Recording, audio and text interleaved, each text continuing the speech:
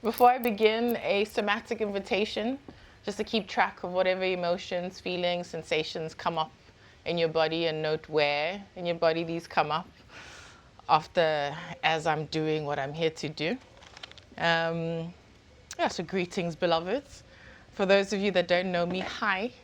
My name is Shanti, and as Kat has said, I am your moment of delight. A delightful moment is me. And as has become my traditional opening whenever I do these poetic provocations, I invite you to take a deep breath in and inhale the privilege of being in my presence today. And exhale any entitlements to the present of my presence at this gathering. And may the sacred spoken seeds I gift you find fertile soil in the ground of your soul, and delightfully take deep root. For these sacred spoken seeds contain the alchemical power of love, love being the root system needed for our collective futures. And I don't speak of love frivolously.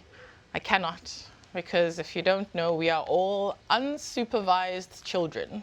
All of us playing with fire, playing with money, playing with the earth, playing with tomorrow. We are all cosplaying adulthood, which, by the way, is the ghettoest hood I've ever seen in my whole life. Okay. We're all pretending to be grown in a world that demands we never grow up, pretending we can heal our traumas in a world where our unhealed demons always get the director's seat to the movie that is our lives. We've all died slow, systemic, colonial deaths, and we've refused to bury the ghosts that haunt us. Yet somehow, some way, we believe we are alive. We believe we have the capacity to think and teach about the future. We believe we hold regenerative, sustainable fixes for broken systems. And I believe you believe in yourself and your capacity to fix and build the future. But the provocation today is, what if? What if the work isn't about fixing or building? What if the work is alchemy, alchemical practice of turning the lead of extraction, the lead of exhaustion, the lead of empire into the gold of regeneration, the gold of rest, the gold of relational abundance? What if we could understand that the work of systems change isn't a tool, it's not a framework, it's not a theory, it's not a worldview, but a praxis, a walk. It is a modality of being, an existence that says, I love you. Oh, I love you madly. I love you deeply. I love you with the entirety of my life's radiant energy. I love you with the fire that burns in me. I love you with all my righteous ancestral rage. I love you too much to let you stay as you are. And like a phoenix, this love demands that we rise above the raising of the old world that clearly is dying and fly into the new world, a world that pains to be born. Its climate, labor, contractions are getting closer and the inequality more intense. For if you have not noticed, we stand at the end and at the beginning of worlds. We stand spiritually untethered with fire in our throats and water in our lungs. We stand at the end and at the beginning of worlds. We stand spiritually untethered with fire in our throats and water in our lungs. So I ask you, who among us can breathe? Who among us? We cannot fix the systems, but we can transform souls.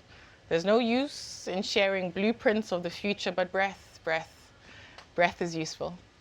Breath is useful. And our work is to help life live.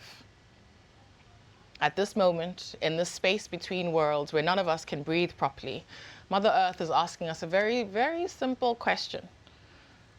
What future ancestors live in your bones? Who are you and what will you become?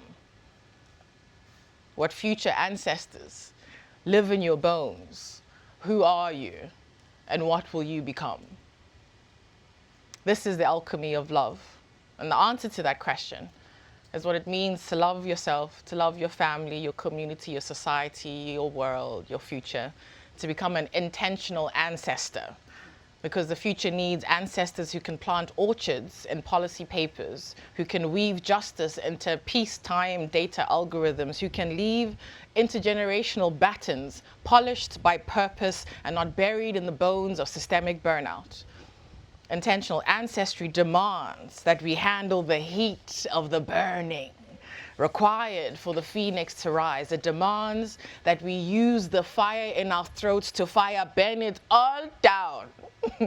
Fire burn everything that cannot stay, and use the water in our lungs to nourish the seeds of tomorrow's future.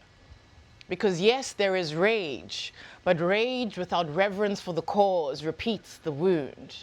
And the work is to marry our fire to our wisdom, because systems change, beloved, is a praxis, a practice, a walk. It is a modality of being that says, I love you.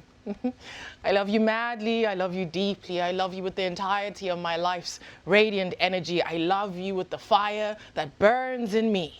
I love you with all my righteous ancestral rage. I love you too much to let us stay as we are. And where we are is a place that needs us to love what is broken until it is transformed, to love the past enough to heal its hauntings, to love the future enough to become it and not talk it. And if you cannot walk your talk, it's okay. We love you still. But please sit down and shut up. For the work, beloveds, needs us to walk our regenerative futures talk. The work is to be a love letter to the ancestors we have never met and to the descendants we will never know. The work is to leave this life with systems change such on our sleeves and alchemical gold in our gaze. And so you are all adorned and dared to practice an ancestral alchemy that says, I love you. I love you madly. I love you deeply. I love you with all my life's energy. I love you enough to become the ancestor I needed and never had. Because systems change work, as we've seen, is a praxis, a walk, a modality of being that says what? That says, I love you. I love you madly. I love you deeply. I love you with my life's radiant energy. I love you with the fire that burns in me. I love you enough to empty my lungs of the water that will nourish the seeds of your future. I love you enough to fire burn everything that stands in the way of me doing that. I love you so much that I will spend every inch of my life to protect and preserve yours. I love us all so much that I cannot allow the world to stay as it is. And with that, I thank you.